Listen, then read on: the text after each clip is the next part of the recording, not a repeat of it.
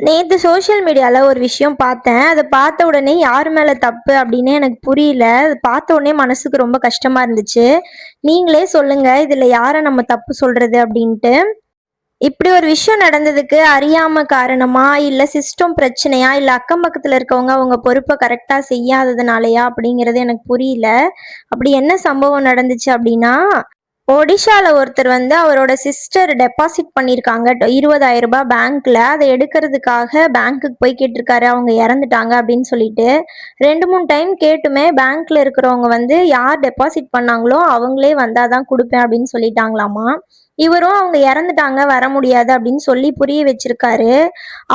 அவரு வந்து பழங்குடி இனத்த சேர்ந்தவர்ங்கிறனால அவர்கிட்ட வந்து இறப்புச் சான்றிதழோ, அதுக்கப்புறம் வேற எந்த ப்ரூஃப்மே இல்லையாமா. அதனால இவர் என்ன பண்ணியிருக்காரு, ரொம்ப டென்ஷன் ஆயி அவங்க சிஸ்டர வந்து புதைச்ச இடத்துல இருந்து அந்த எலும்பு கூடையே எடுத்துக்கிட்டு பேங்க்குக்கு போயிருக்காரு. இது வந்து அவரோட விரக்தியின் உச்சகட்டமா எனக்கு தோணுது. இதோட பின் விளைவுகள் யோசிக்காம அவர் பண்ணியிருக்காரு. இதுல நம்ம அவர தப்பு சொல்றதா, இல்ல அவருக்கு புரிய வைக்காத சிஸ்டம தப்பு சொல்றதா, இல்ல சுத்தி இருக்கவங்க அவருக்கு சொல்லி புரிய வச்சிருக்கலாமோ அப்படின்னு சொல்றதான்னு எனக்கு தெரியல. ஆனா இத பார்க்குறப்ப மனசுக்கு ரொம்ப கஷ்டமா இருக்கு. இந்த இன்சிடென்ட் பத்தி நீங்க என்ன நினைக்கிறீங்க அப்படின்னு சொல்லிட்டு கண்டிப்பா கமெண்ட்ல சொல்லுங்க. எனக்கு வந்து ஜட்ஜ் பண்ணவே தெரியல.